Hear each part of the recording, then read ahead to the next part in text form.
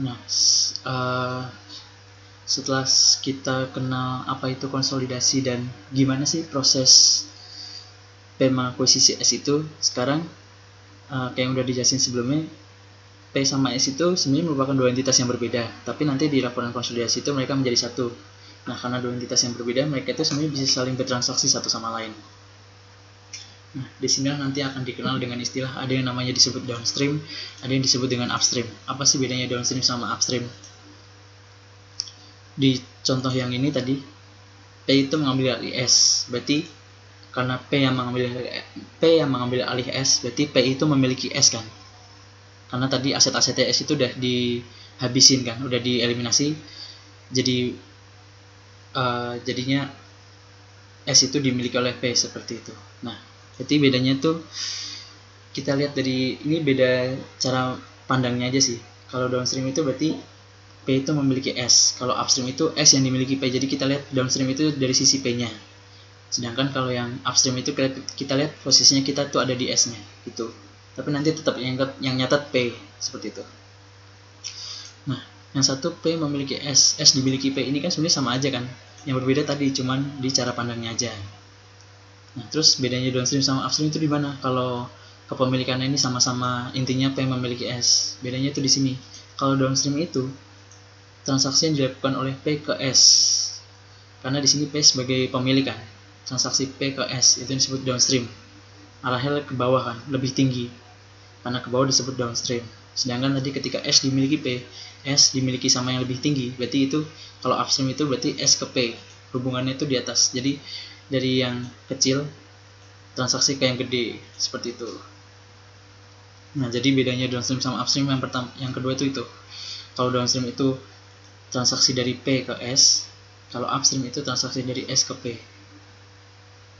Nah, karena tadi transaksinya itu P ke S dari parent ke subsidiary, maka transaksinya itu tidak bergantung kepemilikan yang dimiliki P, karena tadi P itu memiliki, di sini kata kuncinya P memiliki S.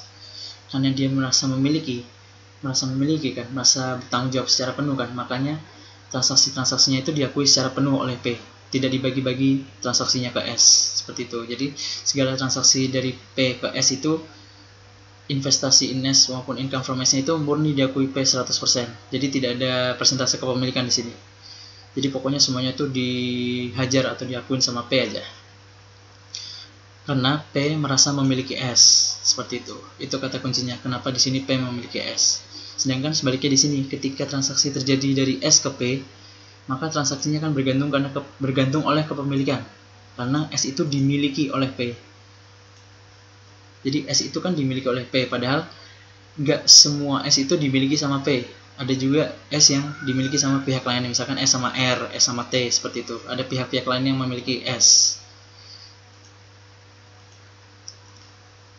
Nah, karena S tidak punya rasa memiliki seperti P, makanya dia itu investment in S sama income from S-nya itu tidak murni 100%, tapi persentase sesuai dengan kepemilikan P. Bisa transaksi upstream ini persentasenya itu murni 100% jika S itu dimiliki oleh P 100% atau dimiliki seutuhnya oleh P.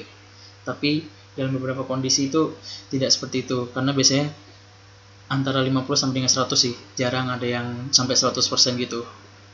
Makanya karena S itu dimiliki tidak hanya oleh P, investment in S sama income from S itu terbagi menjadi persentase kepemilikan. Jadi persentase kepemilikan P sama persentase kepemilikan pihak lain, contohnya pihak R, pihak S, seperti itu. Nah, contohnya di sini misalkan ada transaksi yang memiliki income from S 100.000. Ketika transaksinya itu downstream, maka P akan mencatatnya 100% full utuh. Transaksi dia ke S itu utuh 100.000, 100%. Nah, tapi dengan kondisi yang sama, misalkan S transaksi ke P itu menghasilkan income from S sebesar 100.000, maka yang dicatat oleh P itu hanya 80%-nya. Misalkan di sini 80% itu kepemilikannya. Jadi hanya hak yang dimiliki oleh P itu hanya sebatas persentase kepemilikannya. Nggak bisa 100% seperti transaksi downstream, seperti itu. Jadi ketika upstream itu, P itu mencatatnya sesuai dengan haknya aja, nggak bisa dimiliki seutuhnya income from S-nya.